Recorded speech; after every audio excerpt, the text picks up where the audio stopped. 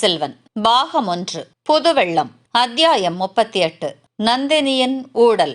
பெரிய பழுவேட்டரையர் கடைசியாக தமது மாளிகைக்கு திரும்பிய போது நள்ளிரவு கழிந்து 3வது ஜாமம் ஆரம்பமாகி இருந்தது. வீதி புழுதியை வாரி அடித்துக் கொண்டு சுழன்று சுழன்று அடித்த மேலக்காற்றை காட்டிலும் அவருடைய உள்ளத்தில் அடித்த புயல் அதிக புழுதியை கிளப்பியது. அருமை சகோதரனை அவ்வளவு தூரம் கடிந்து கொள்ள வேண்டியிருந்தது பற்றி சிறிது பச்சாதாபப்பட்டார். அவர் மீது தம்பி வைத்திருந்த அபிமானத்திற்கு அளவே இல்லை. அந்த அபிமானத்தின் காரணமாக தான் ஏதோ சொல்லிவிட்டான். இருந்தாலும் சந்தேகக்காரன். எதற்காக அனாவசியமாக நந்தினியை பற்றி குறை கூற வேண்டும்? மனித சுபாவம் அப்படிதான் போலும். தான் செய்த தவறுக்கு பிறர் பேரில் குற்றம் சொல்லி தப்பித்துக் கொள்ள முயல்வது சாதாரண மக்களின் இயற்கை. ஆனால் இவன் எதற்காக அந்த இழிவான முறையை கடைபிடிக்க வேண்டும்? கைவசம் சிக்கியிருந்த அந்த மோசக்கார திருட்டு வாலிபனை விட்டுவிட்டு அதற்காக ஒரு பெண்ணின் பேரில், அதுவும் மதனியின் பேரில் குற்றம் சொல்வது இவனுடைய வீரத்துக்கும் ஆண்மைக்கும் அழகாகுமா? போனால் போகட்டும். அதற்காக தான் அவன் வருந்தி மன்னிப்பும் கேட்டு கொண்டு விட்டானே. மேலும் அதை பற்றி நாம் எதற்காக நினைக்க வேண்டும்? இருந்தாலும் அவன் கூறியதில் அணுவளவேனும் உண்மை இருக்க கூடுமோ? ஒருவேளை இந்த முதிய பிராயத்தில் நமக்கு பெண் பித்துதான் பிடித்திருக்குமோ? எங்கேயோ காட்டிலிருந்து பிடித்து வந்த ஒரு பெண்ணுக்காக கூட பிறந்த சகோதரனை, 100 போர்க்களங்களில் நமக்கு பக்க பலமாயிருந்து போரிட்டவனை, பலமுறை தன் உயிரை பொருட்படுத்தாமல் நமக்கு வந்த அபாயத்தை தடுத்து காத்தவனை அல்லவா கடிந்து கொள்ள வேண்டியிருந்தது? அப்படி என்ன அவள் உயர்த்தி? அவளுடைய பூர்வோத்திரம் நமக்கு தெரியாது. அவளுடைய நடவடிக்கையும் பேச்சும் சில சமயம் சந்தேகத்திற்கு இடமாகத்தான் இருக்கின்றன. சீச்சி, தம்பியின் வார்த்தை நம் உள்ளத்திலும் இத்தகைய குழப்பத்தை உண்டாக்கிவிட்டதே. என்ன அநியாயம்! அவள் எப்படி நம்மிடம் உயிருக்குயிரான அன்பு வைத்திருக்கிறாள்! எவ்வளவு மட்டு மரியாதையுடன் நடந்து கொள்கிறாள்! நம்முடைய காரியங்களிலெல்லாம் எவ்வளவு உற்சாகம் காட்டுகிறாள்! சில சமயம் நமக்கு யோசனைகள் கூட சொல்லி உதவுகிறாளே. இந்த 60 வயதுக்கு மேலான கிழவனை துணிந்து மணந்து கொண்டாளே, அதை பார்க்க வேண்டாமா? தேவலோக மாதரும் பார்த்து பொறாமைப்படும்படியான அந்த சுந்தரிக்கு சுயம்வரம் வைத்தால் சொர்க்கத்திலிருந்து தேவேந்திரன் ஓடி வருவானே. இந்த உலகத்து மணிமுடி வேந்தர்கள் யார்தான் அவளை மணந்து கொள்ள ஆசைப்பட மாட்டார்கள்? இந்த சுந்தர சோழன் கண்ணில் அவள் அகப்பட்டிருந்தால் போதுமே. அப்படிப்பட்டவளை பற்றி எந்த விதத்திலும் ஐயப்படுவது எவ்வளவு மடமை! இளம் பெண்ணை மணந்து கொண்ட கிழவர்கள் இல்லாத சந்தேகங்கள் எல்லாம் கொண்டு தம் வாழ்க்கையை நரகமாக்கிக் கொள்வார்கள் என்று கேள்விப்பட்டிருக்கிறோம். உலக வாழ்க்கையில் அத்தகைய உதாரணங்களை நாம் பார்த்தும் இருக்கிறோம். அம்மாதிரி ஊரார் சிரிப்பதற்கு நம்மை நாமே இடமாக்கிக் கொள்வதா? இருந்த போதிலும் சிற்சில விவரங்களை எல்லாம் அவளுடைய வாய்ப்பொறுப்பில் கேட்டறிந்து கொள்வது அவசியம்தான். அடிக்கடி முத்திரை மோதிரம் வேண்டும் என்று கேட்டு வாங்கிக் கொள்கிறாளே, எதற்காக? அடிக்கடி தன்னந்தனியாக லதா மண்டபத்தில் போய் உட்கார்ந்து கொள்கிறாளே, அது எதற்கு?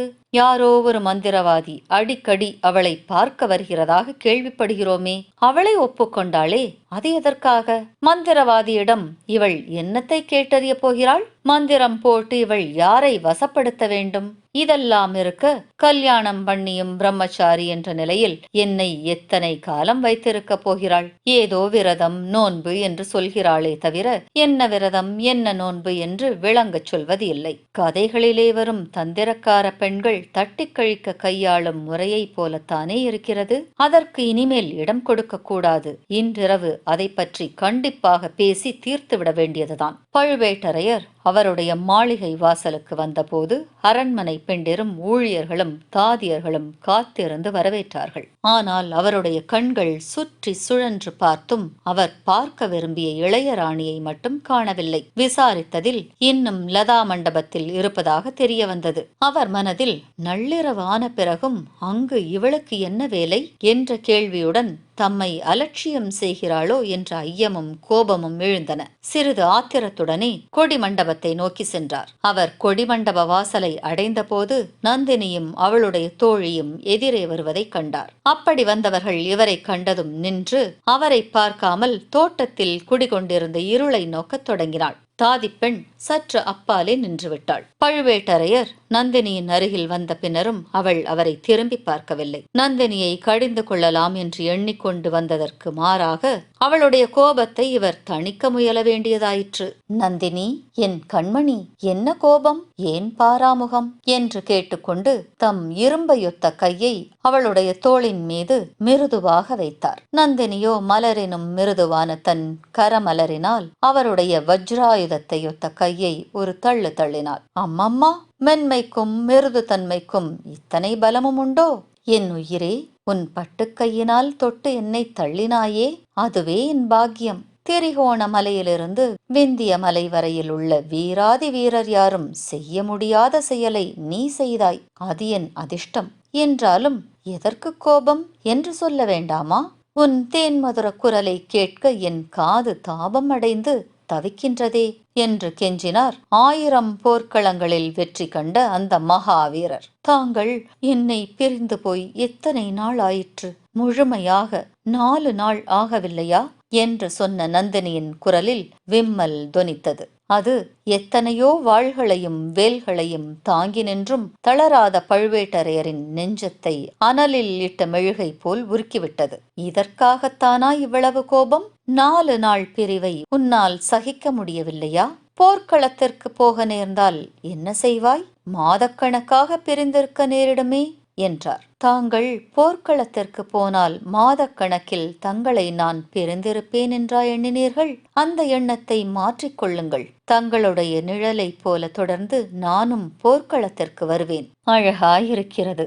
உன்னை போர்க்களத்துக்கு அழைத்து போனால் நான் யுத்தம் செய்தாற் போலதான். கண்மணி, இந்த மார்பும் தோள்களும் எத்தனையோ கூரிய அம்புகளையும் வேல் முனைகளையும் தாங்கியதுண்டு. அவ்வாறு ஏற்பட்ட காயங்கள் 64 என்று உலகோர் என்னை புகழ்வது உண்டு.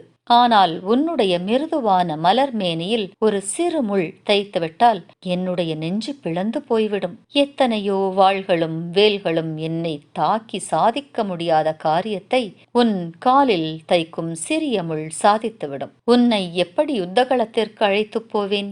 நீ இத்தனை நேரம் கருங்கல் தரையில் நின்று கொண்டிருப்பதே எனக்கு வேதனையாயிருக்கிறது. இப்படி வா, வந்து உன் மலர் படுக்கையில் வீற்றிரு. உன் திருமுகத்தை பார்க்கிறேன். 4 நாள் பிரிவு உனக்கு மட்டும் வேதனை அளித்தது என்று நினையாதே. உன்னை காணாத ஒவ்வொரு கணமும் எனக்கு ஒரு யுகமாயிருந்தது. இப்போதாவது என் தாபம் தீர உன் பொன்முகத்தை பார்க்கிறேன் என்று கூறி நந்தினியின் கரத்தை பற்றி அழைத்து கொண்டு போய் மஞ்சத்தில் உட்கார வைத்தார். நந்தினி தன் கண்களை துடைத்து கொண்டு பழுவேட்டரையரை நிமிர்ந்து பார்த்தாள். தங்க விளக்கின் பொன்னொளியில் அவளுடைய முகத்தில் மலர்ந்த முத்து முறுவலை பார்த்தார் தனாதிகாரி. ஆஹா, இந்த புன்சிரிப்புக்கு 3 உலகத்தையும் கொடுக்கலாமே. 3 உலகமும் நம் வசத்தில் இல்லாதபடியால் நம் உடல், பொருள், ஆவி 3ஐயும் இவளுக்காக தத்தம் செய்யலாம். ஆனால் இவளோ நம்மிடம் ஒன்றும் கேட்பதில்லை. இவ்விதம் எண்ணினார் அந்த வீராதி வீரர். அவளை கேள்வி கேட்பது, கடிந்து கொள்வது என்கிற உத்தேசம் போய்விட்டது. நந்தினி காலால் இட்ட பணியை தலையால் நடத்தி வைக்கும் நிலைமைக்கும் வந்துவிட்டார். எந்தவித அடிமைத்தனமும் பொல்லாததுதான். ஆனால் பெண்ணடிமைத்தனத்தை போல் ஒருவனை மதியிழக்க செய்வது வேறொன்றுமில்லை. 4 நாள் வெளியூரில் இருந்துவிட்டுதானே வந்தீர்களே? திரும்பி வந்தவுடனே நேரே ஏன் இங்கு வரவில்லை? என்னை விட தங்களுக்கு தங்கள் தம்பிதான் முக்கியமாகிவிட்டார் என்று கேட்டாள் நந்தினி. கேட்டுவிட்டு கள்ளக்கோபத்துடன் அவரை கடைக்கண்ணால் பார்த்தாள். அப்படியில்லை என் கண்மணி. வில்லிலிருந்து புறப்பட்ட பானத்தை போல் உன்னிடம் வருவதற்குத்தான் என் மனம் ஆசைப்பட்டது. ஆனால் அந்த அசட்டு பிள்ளை மதுராந்தகன் சுரங்க வழியின் மூலமாக பத்திரமாக திரும்பி வந்து சேர்கிறானா என்று தெரிந்து கொள்வதற்காகவே தம்பியின் வீட்டில் தாமதிக்க வேண்டியதாயிற்று. ஐயா, தாங்கள் எடுத்த காரியங்களிலெல்லாம் எனக்கு சிரத்தை உண்டு.